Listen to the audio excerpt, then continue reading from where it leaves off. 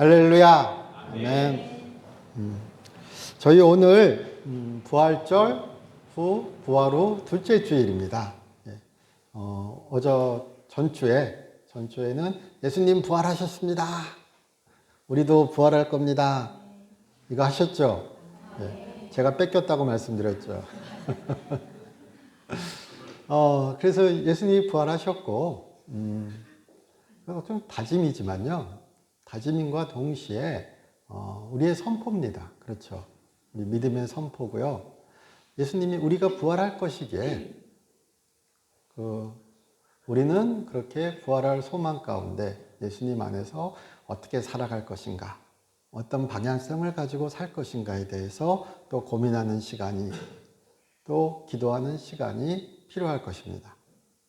그렇게 봤을 때 부활의 삶, 부활의 증인으로서의 삶, 이런 표현 가운데 우리가 여러 가지 이야기를 해볼 수 있지만, 오늘 우리가 읽은 성경 본문을 한번 우리가 생각해 보신다면, 그것은 또한 함께 같이 사는 삶, 이렇게 얘기할 수도 있겠죠.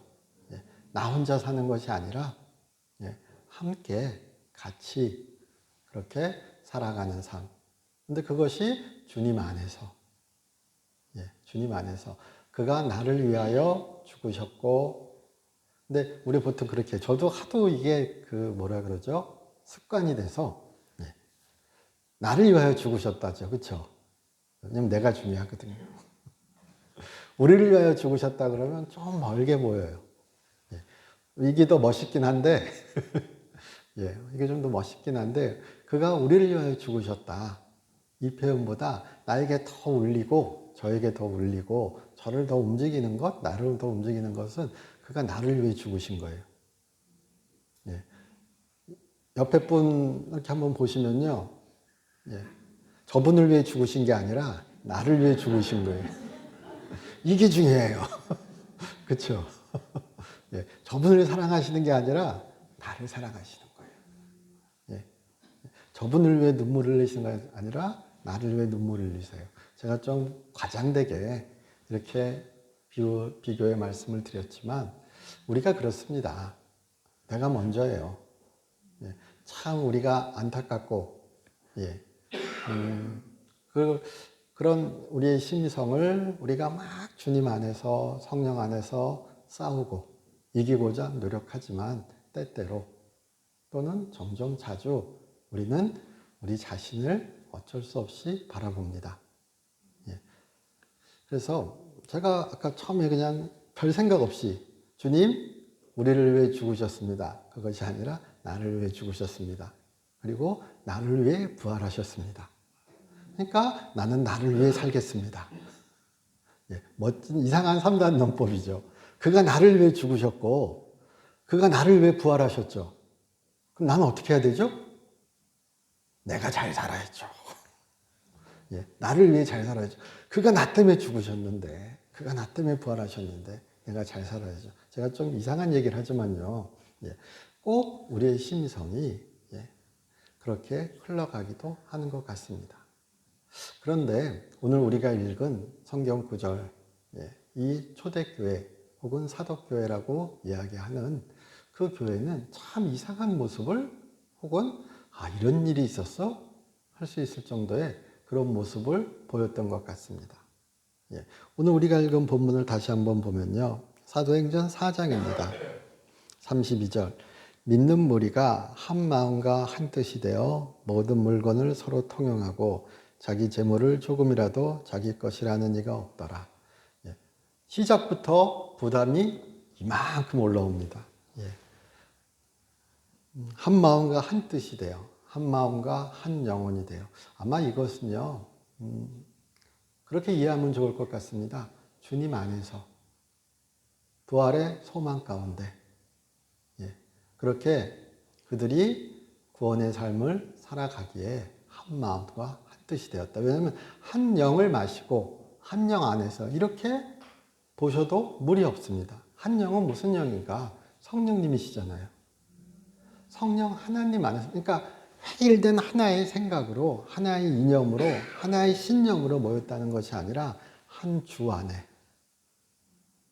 한 성령 안에 사도 바울의 표현에 따르면 한 성령 안에 이 얘기입니다. 한 마음과 한 뜻은 다른 것이 아니라 한 주 안에, 주 예수 그리스도 안에 그의 마음과 그의 진리와 그의 가르침 안에 그의 은혜 아래 그들이 단단히 섰기에 그들은 주 안에서 화합할 수 있었고 주 안에서 주님의 옷을 입을 수 있었고 어떤 막 누가 푯대를 들고 깃발을 들고 진격 앞으로 이렇게 했다는 것이 아니라 저는 이렇게 글을 성경의 말씀을 읽다 보면 그렇게 됩니다. 자연스럽게 됐대요. 이런 느낌을 받습니다. 진격 앞으로 우리가 이렇게 살아야 합니다. 카리스마 있는 리더가 나타나서 그런 것이 아니라 우리 앞에 구절을 읽어보면요. 29절인가요? 4장 29절. 주여 이제도 그들의 위협함을 굽어보시오고 또 종들로 하여금 담대히 하나님의 말씀을 전하게 하여 주시오며 손을 내밀어 병을 낫게 하시옵고 표적과 기사가 거룩한 종 예수의 이름으로 이루어지게 하옵소서 하더라. 빌기를 다함에 모인 것이 진동하더니 무리가 다 성령이 충만하여 담대히 하나님의 말씀을 전하니라. 그리고 우리가 이제 보통 읽을 때 구획도 나눠져 있잖아요, 마치. 그래서 이런 일이 있었다.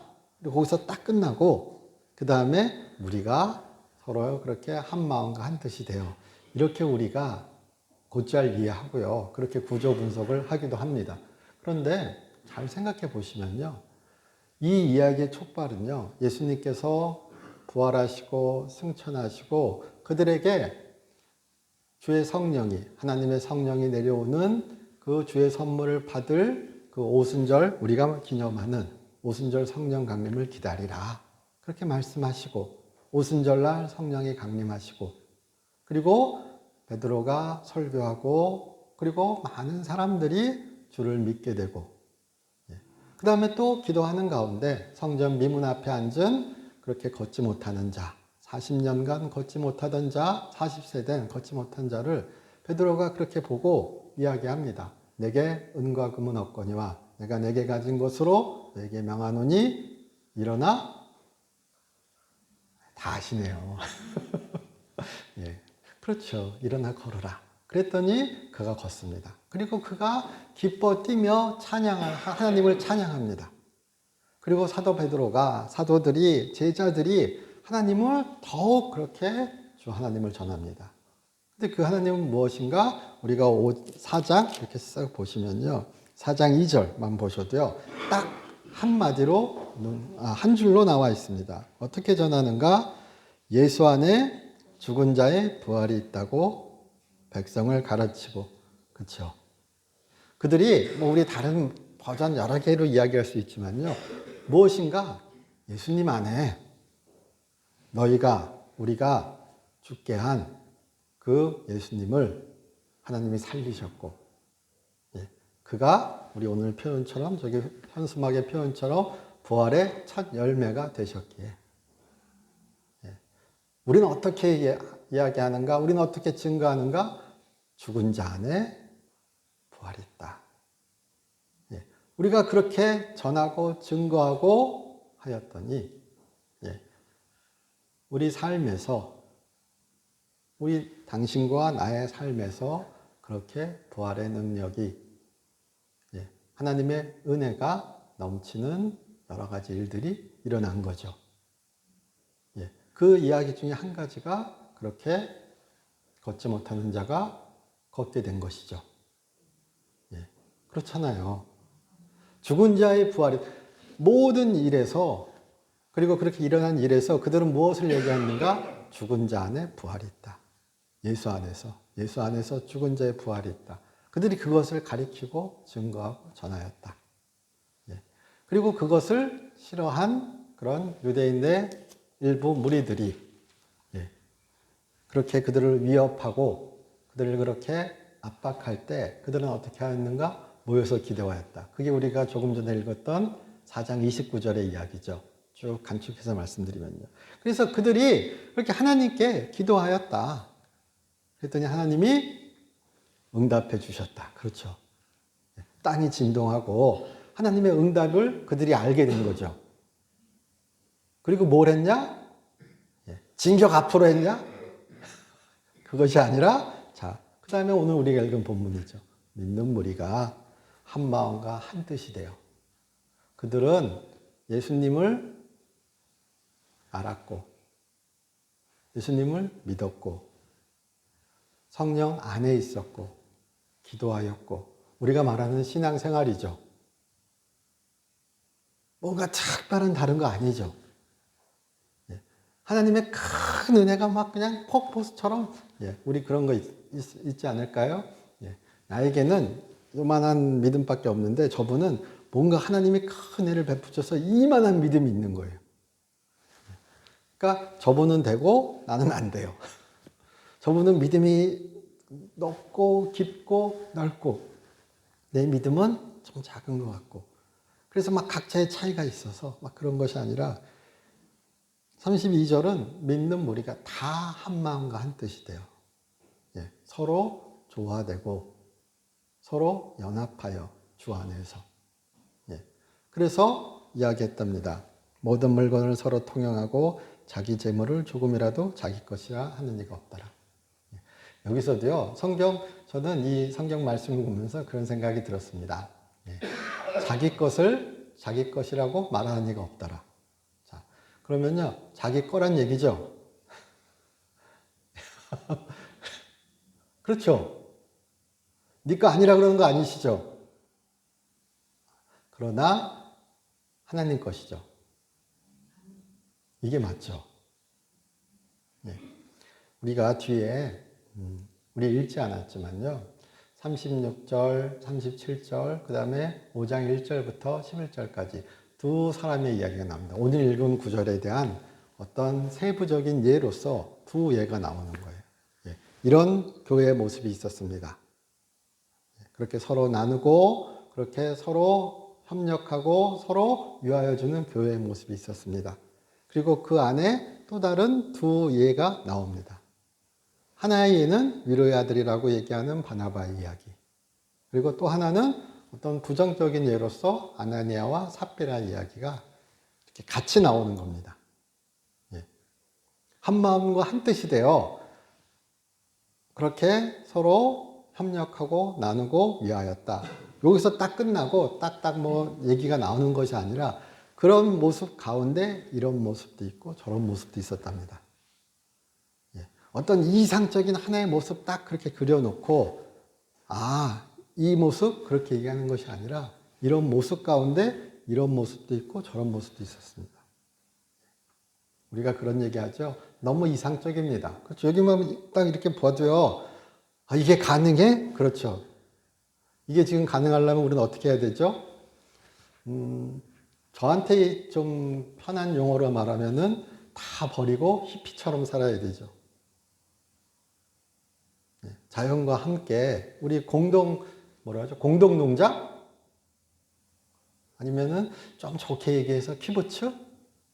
저에게 익숙한 용어를 한다면요, 공동농장, 이스라엘의 키부츠처럼, 공동소유, 공동농장. 또 우리에게 아마 익숙한 용어를 하면은 공산이겠죠. 그런데 여기서는 그런 어떤 뭐 자본주의든 공산이든 아니면 민주주의든 이런 이념을 얘기하는 것이 아니라 하나님 나라 백성들의 삶을 이야기하는 거죠. 우리가 흔히 말하는 정치 이념을 얘기하는 것이 아니라 주님 안에 있는 사람들의 삶의 이야기죠. 부활을 살아가는 삶, 부활한 주님을 만난 사람들이 어떻게 살아갔는가 이런 얘기를 하는 거죠. 그러면서 바나바 같은 사람도 있었고 아나니아와 삽비라 같은 사람도 있었고, 아나니아와 삽비라도 만만치 않은 사람이죠. 이렇게 보면요, 우리가 이야기를 대부분 아시니까 반이나 바쳤죠. 제가 예전에 읽은 뭐죠? 유머 하나 해드릴게요. 신부님이랑 목사님이랑 랍비가, 랍비 분이 세 명이 막 얘기하다가, 그렇게 재물에 대해서, 헌금에 대해서, 헌물에 대해서 이야기가 나왔대요. 그래서 어떻게 정의하는가, 헌물을, 헌금을. 건물 중에 내 거를. 그랬더니 신부님이 그러시더래요. 예. 자기는 땅에다가 선을 하나 쫙 긋는데요. 그리고 던진대요. 그래서 오른쪽 가면 하나님 거, 왼쪽으로 가면 내 거. 그랬더니 목사가 그러더래요. 자기는 그렇게 하지 않고 원을 그린대요. 원을 그리고 던진대요. 던져서 원 안에 들어가면 하나님 거.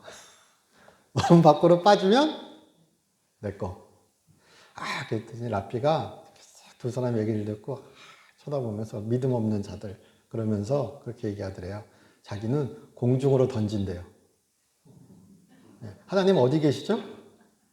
하늘에 계시잖아요. 하나님께 다 드리는 거예요. 그리고 땅에 떨어진 것만 내가 취한대요. 그냥 웃자고 드리는 말씀이지만, 자, 다 하나님 것이죠. 그러나 하나님이 우리에게 허락하신 그 재물을 선용하고 좋게 쓰기를 기뻐하시긴 하죠. 그렇죠. 이스라엘 백성들이 출애굽을 하여서 그렇게 시내산에서 율법을 받고 또 모세가 하나님께서 여호와께서 모세를 통하여 여러 말씀을 전하실 때 아주 대표적으로 신명기 16장 제가 찾아놨습니다. 우리 같이 보셔도 돼요. 신명기 16장입니다. 신명기 16장 11절 보통 7절부터 6절까지인데요. 구약성경 286쪽 신명기 15장입니다. 신명기 15장 286쪽 구약성경 15장 11절 말씀 같이 한번 읽어보겠습니다. 땅에는 언제든지 가난한 자가 그치지 아니하겠으므로 내가 내게 명령하여 이르노니 너는 반드시 내 땅 안에 내 계 중 곤란한 자와 궁핍자에게 내 손을 펼칠지니라. 아멘. 성경에서 어떻게 이야기하신다고요? 땅에는 빈부의 격차가 사라지지 않을 것이다. 저는 성경에서 확실히 얘기한 것은 자신 있게 말씀드릴 수 있습니다. 그러므로 이 땅에서 어지간하지 않고는 빈부의 격차는 사라지지 않습니다. 그러면 그것이 당연한 것이다 이렇게 생각하라고 성경은 이야기하지 않습니다. 약한 자를, 가난한 자를, 궁핍한 자를, 어려운 자를 도와주라 이렇게 이야기하죠. 그럼 분명히 우리 성도님들과 저와 다 인정해야 되는 이야기일 것입니다. 그렇죠. 그리고 대표적으로 이 구절과 함께 항상 이야기되는 구절이 잠언 22장. 우리도 또 찾아볼 수 있죠. 잠언 22장.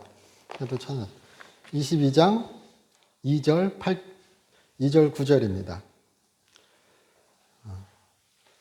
구약성경 934쪽입니다. 잠언 22장 2절 9절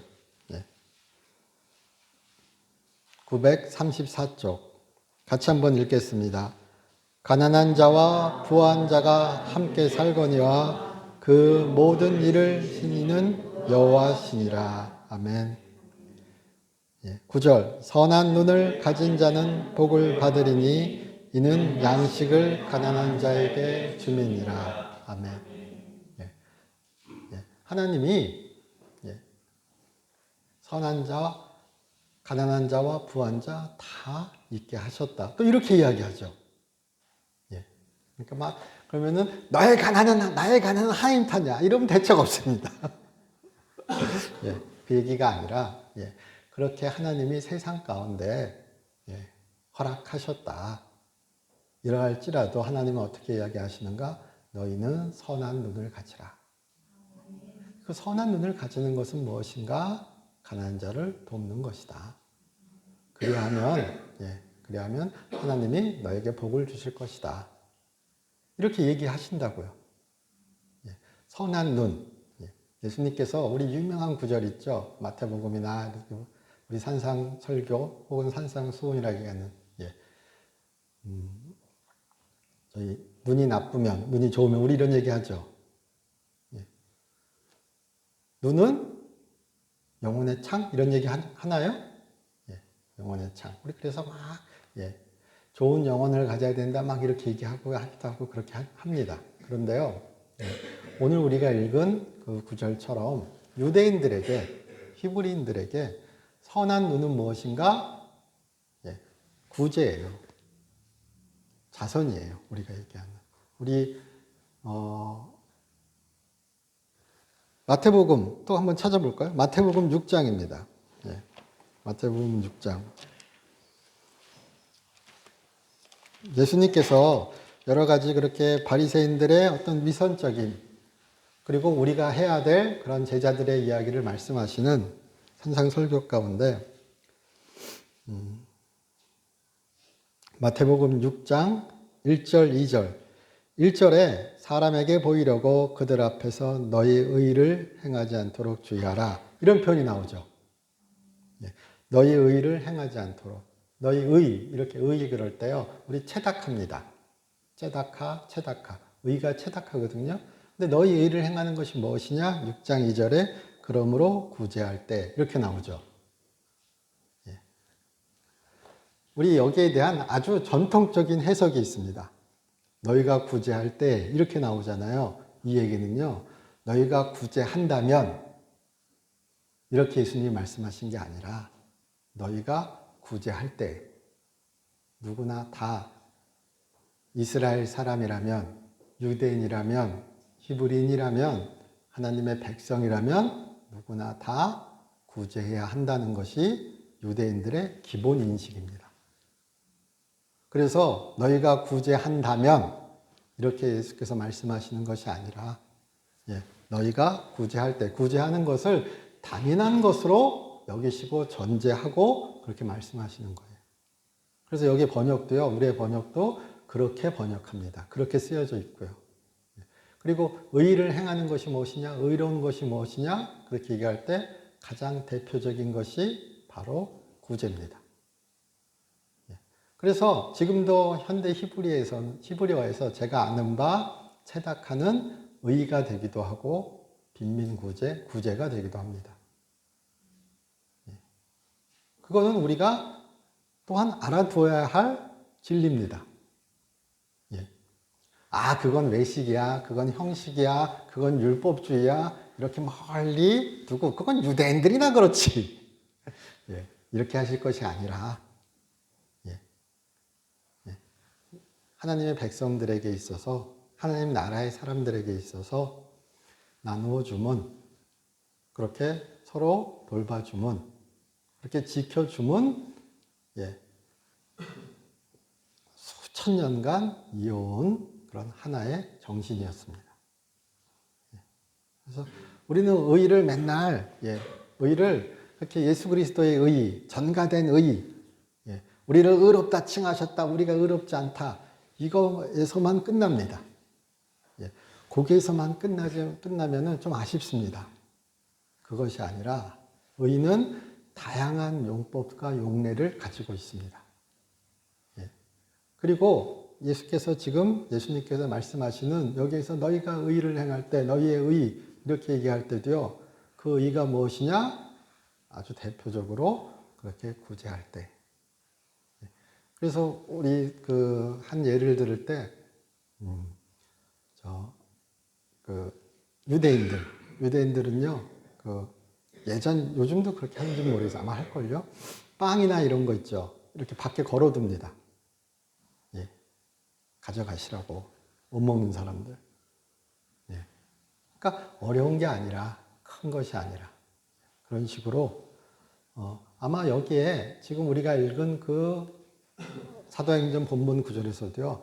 좀 더 이례적으로 아마 좀 더 우리가 좀 하기 힘든 여러 가지 일들이 많이 일어났겠죠. 그런데 또한 우리가 교회의 역사를 알고 또 우리 교회 순복음 사랑의 교회 이야기에서도요. 서로 헌신하고 서로 나눈 이야기 많이 있습니다. 그 이야기가 그냥, 그래, 사도행전에 그때 한 번 일어난 이야기야. 어쩌다 한 번 일하냐. 그냥 성령이 그냥 어마무시하게 다 그냥 역사하셨으니까, 그때 한 번 일어난 이야기야. 오순절 그렇게 한 번 있었던 것처럼, 이 이야기도 찾아보면 사도행전에 2번 나옵니다. 2장 43절, 44절에도 비슷한 이야기가 나오고요. 4장 32절에도 비슷한 이야기가 나옵니다. 그래서 2번 있었다. 이렇게 하실 것이 아니라, 은혜 아래 있는 자에게, 이렇게 주님 안에 있는 우리에게 상시로 일어나는 모습이다. 이렇게 믿고 우리가 사시기를 소원합니다. 그것이 부활을 사는 것이다. 이렇게 생각하셨으면 좋겠습니다. 이야기를 마치면서 그 말씀을 하나 드리고 싶습니다. 57페니의 기적, 이런 식으로 많이 알려진 이야기입니다. 1880년대 미국의 이야기, 엄청 오래됐죠? 예전 것만 갖고 옵니다. 1880년대면 19세기잖아요. 1880년대 필라델피아 맞나요? 그게 템플교회 코넬 목사님이라고 이제 그 목사님이 심우할 때 아마 그 어떤 어린 여자아이가 있었는데 뭐라 그러죠? 우리 예배할 때 거기는 다 많이 오셔가지고 예배당에 못 들어갔나 봐요. 그래서 따로 그냥 예배 드리는 것이 아니라 우리는 따로 드리잖아요. 근데 같이 그때도 아마 있었을 텐데 제가 읽은 글에서는 그렇더라고요. 그렇게 같이 못 들어간다고 생각해서 어린 아이가 못 들어갔는데 그 아이가 교회가 그렇게 뭐 건축을 위해서 막 노력하고 이제 증축을 위해서 막 그렇게 할 때 병에 걸려서 천국 갔습니다. 죽었습니다. 근데 그 아이의 엄마가 아이가 남긴 편지를 그 목사님에게 전해 주었는데 그 편지에 그렇게 써 있었대요. 제가 한번 읽어 드리겠습니다. 목사님, 저는 교회 가고 싶으나 예배실이 비좁아서 빈자리를 기다리는 아이입니다. 제가 먹고 싶은 것을 사 먹지 않고 모은 돈 57펜입니다. 이 돈으로 예배당을 지어 모든 어린이들과 함께 예배할 수 있게 해주세요. 57페니는 그때나 지금이나 큰 돈은 아닙니다. 근데 이 아이의 편지를 듣고 그렇게 사람들이 감동하여서 그렇게 은혜 아래 그들이 결단하여서 그 교회에서는 우리가 말하는 영적 각성, 부흥이 일어난 거죠. 부흥이 일어나서 교육관을 세우게 되고 그 교육관이 세우고 거기에 또 영적 부흥이 일어나고 그렇게 되어서 선한 사마리아 병원이라고 나름 유명한 병원일 겁니다. 그런 병원도 그리고 우리가 흔히 아는 미국의 템플대학교도 그렇게 그 코넬 목사님이 세운 교회입니다. 창립자라 그래야 되나요? 그렇게 그 대학교까지 이어지게 되는 그런 부흥의 연세를 당긴 것이 누구냐? 6살 어린아이입니다. 만 6살 어린아이. 57페니, 57센트라고 이야기하는. 하나님은 뭔가 큰 일을 통해서 큰 기적을 통하여 역사하기도 하시지만요. 삶의 작은 일 가운데서도 크게 사용하시고 역사하십니다. 우리에게도 그렇게 하나님의 역사하심이 있습니다. 우리의 삶의 이야기가, 삶의 가벼운 이야기들이 하나님의 선한 그런 일에 쓰일 수 있도록 우리가 간구하고 기도하시길 소망합니다. 그래서 33절입니다. 사도들이 큰 권능으로 주 예수의 부활을 증언하니 우리가 큰 은혜를 받아. 은혜를 받아는요, 큰 감동을 받았다. 이렇게 해석하시지 마시고요. 그들이 주님을 만났다고요. 그들이 하나님을 체험했다고요. 그들이 하나님이 어떤 분이신지 알았다고요. 아, 그가 그렇게 우리 죄를 위하여 죽으신 예수를 살리신 분이시다. 우리 또한 살릴 것이시다. 우리는 부활의 소망이 있다. 이런 여러 가지 이야기들을 하신 분이다. 하나님을 만났다. 그렇게 우리가 하시기를 주님의 이름으로 축원합니다. 저희 기도드리겠습니다. 하나님, 저희 사랑하여 주시고 인도해 주신 감사드립니다. 주님, 저희 안에 주의 진리가 있게 하여 주시옵시고 주를 전하고 증거하는 우리 가운데 주의 능력이 역사하게 하여 주시옵소서. 부활의 삶, 의의 삶을 사는 우리 되게 하여 주시옵소서. 주 예수 그리스도의 이름으로 기도드립니다.